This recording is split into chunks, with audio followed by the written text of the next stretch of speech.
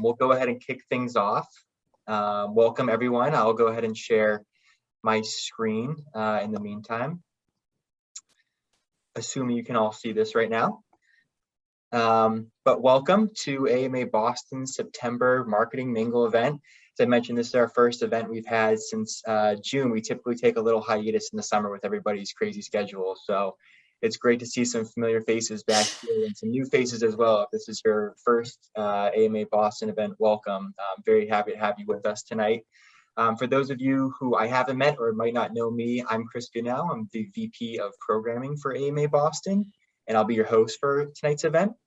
And I am joined by our awesome guest speaker, Victor Milligan, the Chief Marketing Officer for Fastmarkets, who we'll be catching up with in just a few minutes here. But before we do that, I just wanted to go over a few housekeeping things with all of you. You'll see here on the left, we have a brief event agenda. So we're going to kick things off with a Q&A session with Victor, followed by an opportunity for all of you to ask any questions, have any discussions, things you might want to talk about regarding tonight's discussion. And then for the last half of tonight's event, we will put all of you into breakout rooms for a networking session. So we'll have two 15-minute breakout rooms that will split everyone up into, and you'll have an opportunity to connect and network with one another there. And in the meantime, as I mentioned a little bit earlier in the call, if you would like to drop your LinkedIn handle and just introduce yourself in the chat, please feel free to do so. It's a great way to connect with one another, beyond just the networking session we have scheduled for the end of the event. Oh, sorry there, skipped ahead. Just a couple housekeeping things for tonight. Please keep your mics muted. If you're not muted already, please do go ahead and mute those. You want to avoid as much disruption as possible during the conversation. So, we will have an opportunity again to ask questions to Victor later. If you have any questions that pop up during the discussion, feel free to drop them in the chat. One of our volunteers in the programming team, Leanne, is going to be fielding those questions for us, and she'll voice those to Victor after the discussion. So you can drop them in there. We're going to ask that you keep your cameras off until the networking portion of the event, just so that the speaker views are available, and there's you'll be able to meet and see each other afterwards in the breakout rooms. Tonight's event is being recorded, and we'll have that available to share with you all on our YouTube channel, typically within 24 to 48 hours after the event. So that will be up on our channel, and we'll share that with everybody here tonight. And also feel free to pictures, videos, share any content you'd like on your own personal social channels. If you want to do that, please use the hashtag AMA Boston so that we can find and engage with your posts. We'd love to see our stuff and on everybody's social channels and engage and spread some brand awareness there. So feel free to do that if you'd like. Just real quick, a little bit about AMA, maybe if you haven't been to one of these events or have engaged with us before. We are the educational and networking hub for New England marketers. Despite our chapter name AMA Boston, we do cover the entire New England region. So we have a very large and diverse group of marketers in our community here. If you're interested in getting involved at all, maybe you're transitioning careers, or if you're interested in learning some new skills, adding something to your resume, or maybe you just want to network with other like-minded marketers, definitely consider joining or even volunteering for the chapter. We have a lot of great volunteer opportunities open right now. And as I mentioned, a lot of our board members and volunteers are on the call tonight. They'll be introducing themselves in the chat. So definitely connect with them, reach out to them with any questions, or if you'd like to explore any opportunities there. But also, if you're thinking about joining or want to learn a little bit more about what it means to be an AMA Boston member, to connect with them on that as well. There's a lot of really great member benefits that we offer. All members have discounts on future AMA Boston events. You get access to a lot of really cool exclusive resources and tools. There's a lot of opportunities to network with other professionals and members.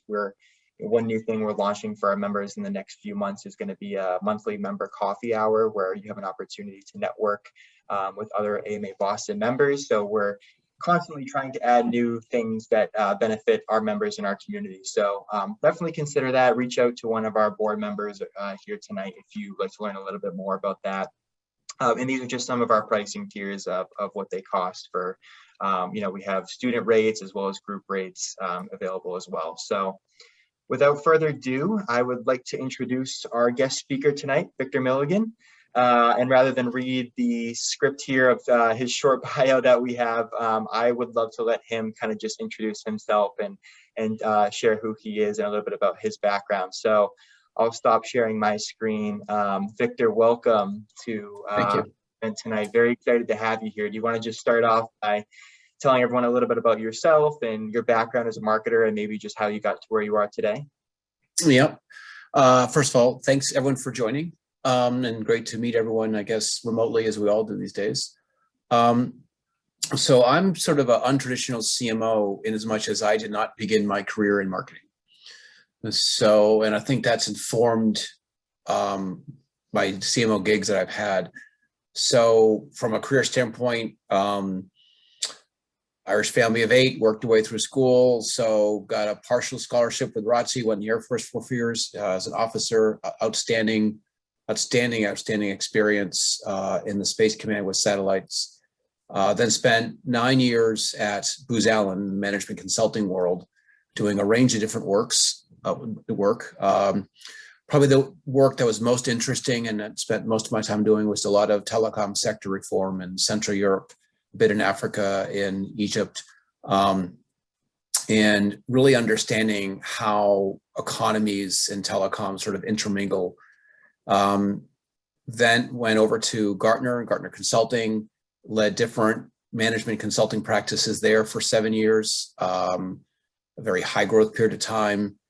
And in that period of time was consulting to CEOs, CMOs, and particularly the CMO. It just struck me that it felt kind of a little bit cheating because I would leave with a PowerPoint presentation and a clever analytic, whatever it might be, and they had to do the hard work to move things. And decided that I kind of want to do the hard work to move things and went into the CMO world, first with an entity called Lavastorm, which is now part of Infogix, which is now part of Precisely. And there it was really a turnaround. It came in as a very point-based solution entity, and we moved it towards an analytic entity competing with IBM and others and brought it back to growth.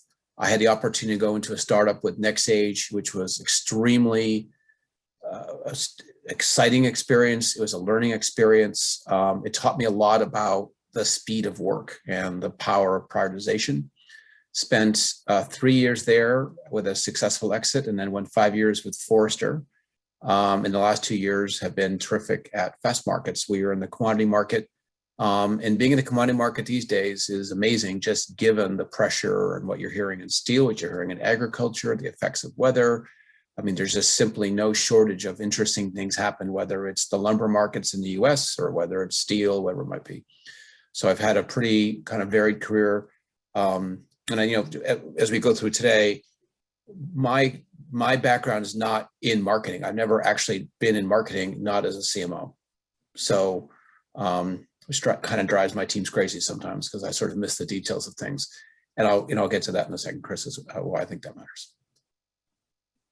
It's so funny because I feel like the majority of marketers that I connect with, interact with, they same as you, they don't start off as traditional marketers, but somehow find their way into the marketing world. So yeah, I think we're all marketers in a way. So very cool, and thank you for sharing. I mean, you have a very decorated and extensive background, so it's great to kind of get a little background on you before we jump into our conversation tonight.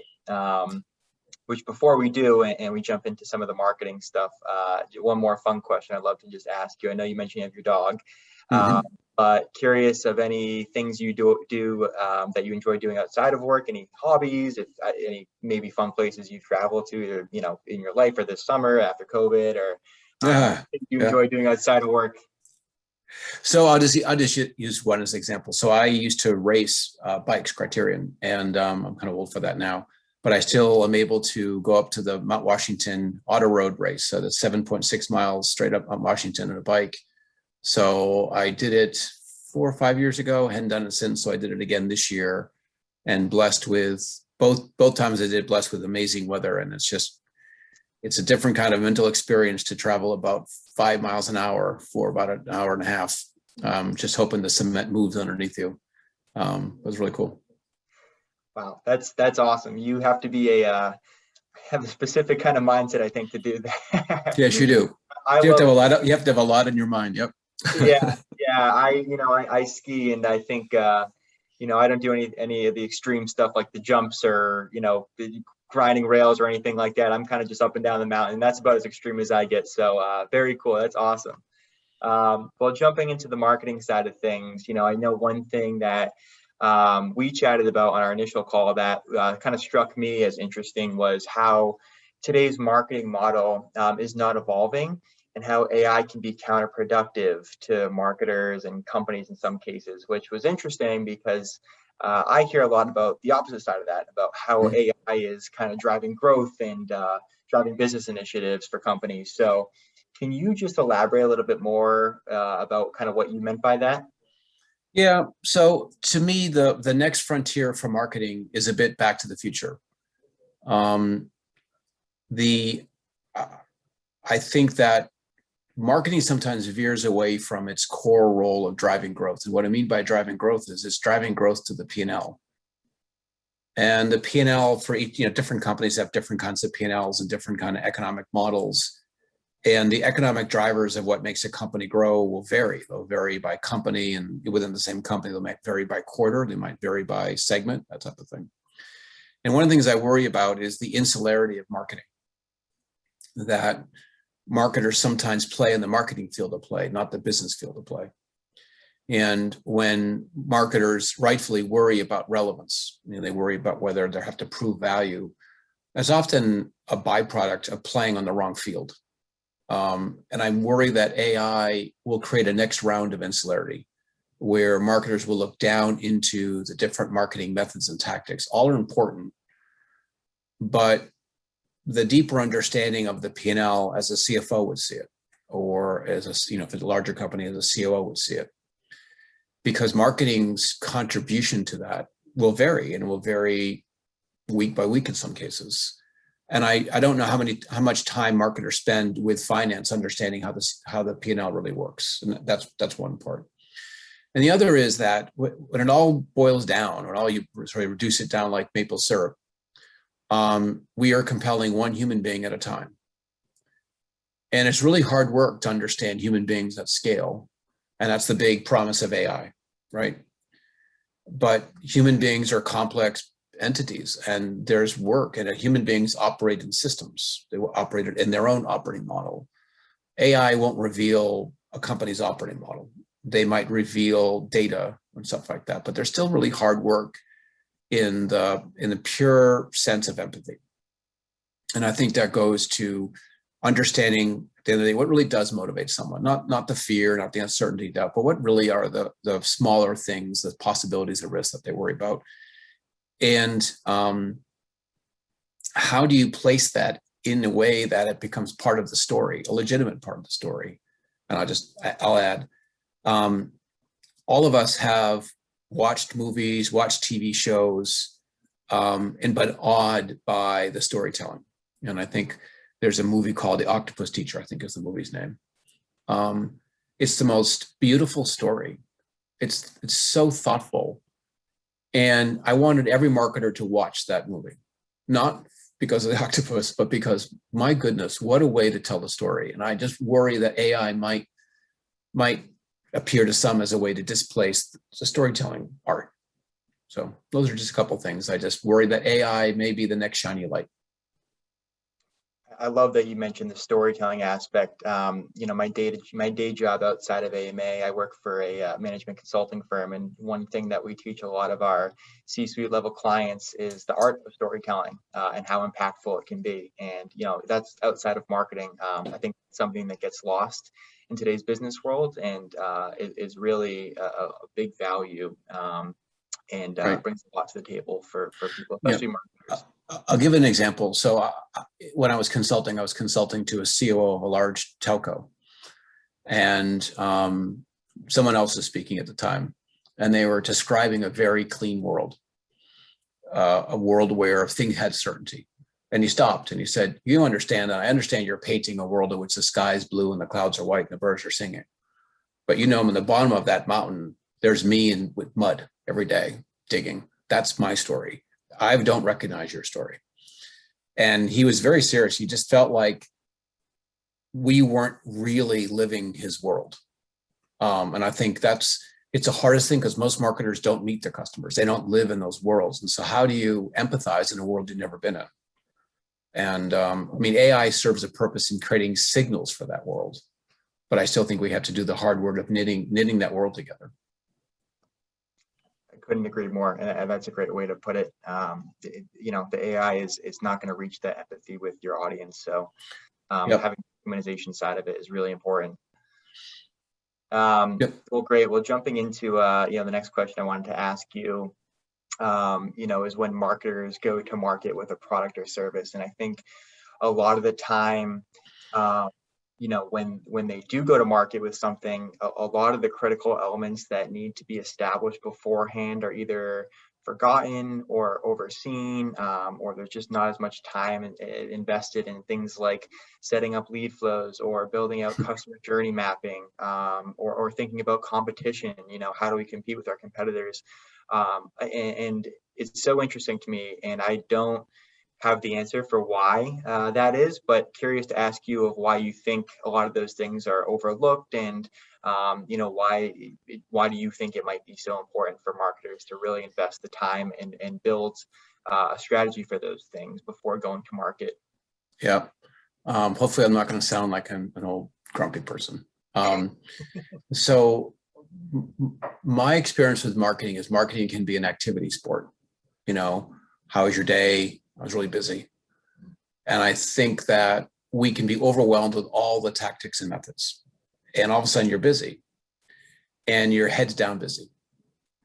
And the question that I have is the commercial go-to-market strategy well understood? Not the marketing go-to-market strategy, the old overall commercial go-to-market strategy. And of it, what's really important about it? Like what really drives the gains? And I think if you focus on outcomes and what really are the outcomes, I think most people find that the level of activity will actually decrease because you shed things. You shed things that aren't important. You shed the habits that you have that just don't really contribute much. I have found that marketers are particularly nice people, and we have a tough time saying no. But only way you can say yes is to say no. And so, you know, how well is the commercial strategy influenced by marketing, fully understood from a P&L, and informing a very ruthless form of prioritization, because being busy is not an achievement. So in saying that, I think you're right. I mean, sometimes the end-to-end methodology, there's a whole bunch of pieces in there. But my experiences are that there's a bit of self-inflicted wounds in there. I can speak from my experiences at Forrester and my experience at Fastmarkets. As I observe it, our prioritization shifts weekly right now. Not significantly, not like it's overwhelming, we go here and then we go there, but there's nuances to how we need to do things and where we need to move our resources. We only have X amount of time and we have Y amount of things we got to do. And it's a bit like a balloon. And, you know, I'm not sure how many people operate in matrix management where you have many different stakeholders, but you always need to have time to think and say, what's really important and what's not important. And am I putting the important thing first? And I think it's a simple comment, but marketers are often asked to do a lot of things by a lot of people. And you can get busy and lose sight. And I wonder if that's what it is, if a lot of marketing teams maybe don't build in that process model to help them prioritize, you know, what's important for this week, what's important for this quarter, what's important for this year. I wonder if that plays into it a bit. I think, you know, someone asked me the other day, you know, were you busy? And I said, yeah, I was busy. What'd you do? I stared at a wall. I thought, right? And I encourage all the marketers to think about their calendars and just say, am I really thinking? I mean, really taking steps back and just thinking what's really important, what works, what doesn't work. Because I found a lot of teams once they get into being busy, they get into the hamster wheel. And the problem with the hamster wheel is you can't get out. And it's not like the ecosystem surrounding marketing doesn't want you to be an ecosystem. I mean, they don't care one way or the other, but they don't see it. So if you're really busy and you're exhausted, you can't take on the big priorities. All they're observing is that the work's not getting done. So the only way you get out of that cycle is to take a step back and really invest at least 20% of your time just to think. Yeah, I couldn't agree more. And I'm glad you raised the point of being able to say no, because I'm sure, like a lot of folks here, I've found my calendar. I've been busier than ever, I think, since virtual has become a thing, where you're working before the clock hour and well into the night too sometimes. I've been going since about well before sunrise. I will say, just talking to an experience, I was speaking with someone wanted marketing to do something, and as a CMO, I often will make sure that like our priorities are really being delivered. And I was able to say, I'm going to say no, but I'll just add, I say no with no remorse and no regret. I'm glad I'm saying no, because now I know and part of it is marketing communicating, not just no, but what are the priorities? And going back to my comment about the P&L, if you're clear on what you think the impacts will be, people will rally around it because they'll have confidence you're working the right stuff. Yeah, absolutely. I couldn't agree more.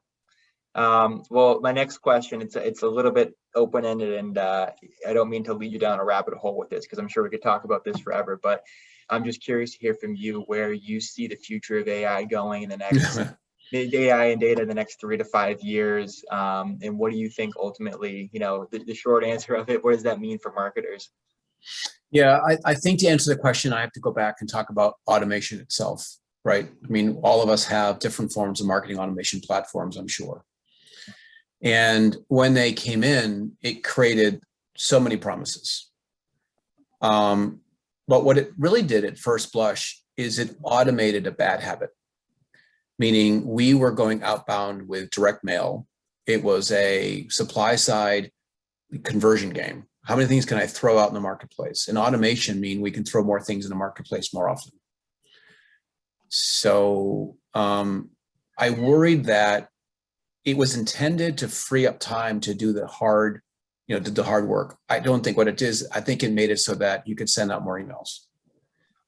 And I'm not sure, I think it's gotten better, and I think AI can help that, because I think the promise of AI is personalization at scale.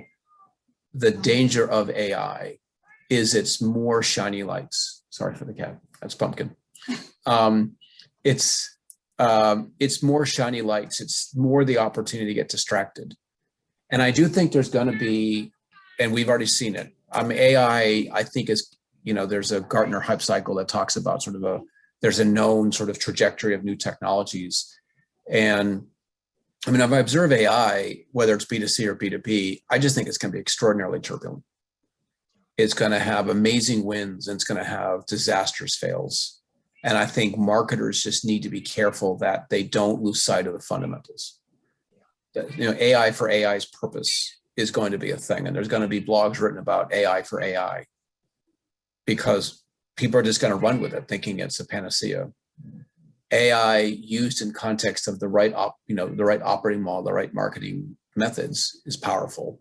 AI not used in that way, to me, is counterproductive. Yeah. It goes back to your point that you mentioned earlier about the humanization side of things, I think, right, where you can get lost in a lot of the stuff with AI and trying to speed up a lot of marketing processes.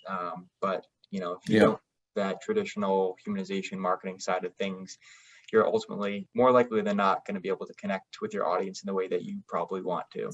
Yeah, I'll just add one more piece to this, which is I was just observing it. So again, I didn't grow up in marketing, so I sometimes don't know the nouns and verbs, and I use the wrong nouns and verbs. But marketing sometimes can speak its own language, and sometimes the business people don't quite get what marketing is saying, and it doesn't necessarily play well.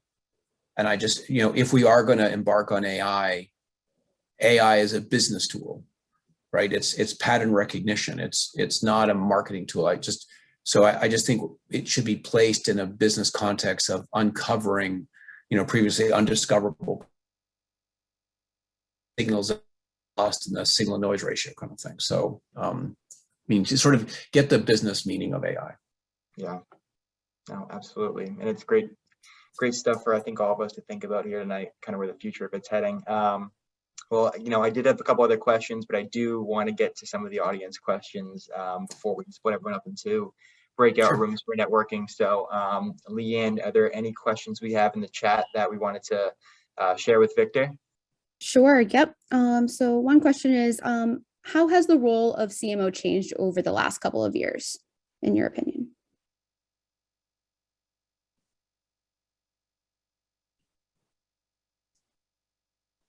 Oh, can you hear me? I can hear you now. Yep. Oh, sorry. Okay. So how has the role of CMO changed over the last couple of years, in your opinion? Yeah, I think the CMOs is similar to the CIO. I think the CMOs is split into two. CIOs have a very progressive, business-minded CIO, and CIOs have more of a technocrat CIO. And I think CMOs have gone down the same route. I think when CMOs align, when they really help steer the company, I think they be grown in prominence. I think they are somewhat engineering this alignment question between product sales and marketing. I think, and they understand the levers, and I think that's raised CMO's profile, but it comes with you're tied to the P&L. I think other CMOs are staying kind of in the comfort zone of brand and other things, and so I think there's a split in CMOs right now. But I think there's a desire by the CIO. I don't think there's a desire to have CMOs or marketing be relegated. I think there's a desire for CMOs to ascend. Awesome. The next question we have is, you mentioned marketing individuals are asked to do a lot by a lot of people. Mm-hmm. Do you have any tips to prioritize those tasks in people? And what if you can't say no? I'll give a kind of a bad answer, which is I think it all goes to, do we know what lever affects what outcome? I mean, do we know the math? If we know the math, numbers are very powerful things, and numbers that are financial numbers are very powerful things. Lead numbers are not powerful things. That's our word, our world. P&L numbers are very powerful things. And I think you'll get a lot of alignment. And I think the alignment between the CMO and CFO is not fully discovered right now. And I think it's a very important relationship because of the financial impact that the CMO can have. And I think, people, in my world, there's a whole percentage of time of marketing just doing things on behalf of people. And it's hard to say no, it's hard to break that habit. But the best method is to understand financials from where I sit. Because that's the language. That's the universal language. Yeah, bridging the gap. Yep. How has marketing, in your opinion, changed due to COVID? The good, bad, and the ugly? Man, marketing is problem solving, right? It is not easy. You go from design to data analytics. And I just think the loss of the whiteboard has been so hard because marketers, at least my experience, are more visual. There's complex frameworks, and I just don't know if there's been a great digital substitute for a whiteboard and a meeting. And so I think it's injured innovation. I fear that people that are early in their career probably don't have that same learning opportunity. So it's been hard. I will say, however, that one of the great things is I've met a lot of children, a lot of pets. And so when I have a little 2-year-old pen pal named Christian, that when I'm on the call, he comes up and he shows me his pen, I show him my pen. And so there's sort of a beautiful part of this, but I think purely from a technical standpoint, gosh, it's been hard. Yeah, the technical part, but it also kind of humanizes people, which is. It does. And I just think, I think this is everyone's job, which is, let's be honest, we all have our own lives. We all have our own things that are going on. And if there was ever a moment for just pure empathy and patience, this would be it. What's a professional mistake you've learned from? Perhaps something that would help those of us in the room tonight. Everyone brings wisdom to the table, and they bring it in different forms, and they bring it with different tones. And early in my career, I'm not sure I was the best listener. And often you listen to those you agree with, and you sometimes dismiss those you don't. There's a lot of wisdom in friction. And I think I learned that later in my career, which is I'm not looking for a dissenting voice, but I kind of am, because I think there's a lot of wisdom in that moment. And I think early in my career, I was a bit, problems with trying to be the smartest person in the room, which never goes well, a bit stubborn. And I just have found that being really curious about why is someone's perspective that way, I think you'll find a lot of wisdom. Yeah, I think we have time for maybe one more question. Okay. We would like to know your thoughts on AI copywriting, and where do you see this going in the future? Will this make the job of copywriting tougher? Meaning, do we need to be incredible storytellers? That last part. Incredible storytellers. AI can't replace humans' ability to tell a story. AI can do things well that are routine, a little bit more complex than that. This is not, I'm not certainly any expert answering this question, but I'm just answering it on instinct. The human story and the stories of humans, AI can't replace. Invest there, because that's the emotion of a human being is what makes decision. It's not, and stay there. Awesome. Well, I think we could go on and on with questions, but I know we're coming up on time here, and we want to give everyone a chance to set out into breakout rooms and network a bit. But Victor, thank you so much for joining us tonight. Pleasure. It was fantastic, and really appreciate your thoughts and insights, as I'm sure everyone else here does. If you'd like to connect with Victor, feel free to follow him on LinkedIn or I believe Twitter as well. So Victor, thank you very much. I appreciate it. I believe we are now going to go into breakout rooms. So our president, Pat Cooper, will be directing everyone into their breakout rooms to give you all an opportunity to network and connect. And feel free to come off mute in video, turn that on when you are split into your rooms, and happy networking. Everyone be well. Thank you, Chris. Thanks, Victor.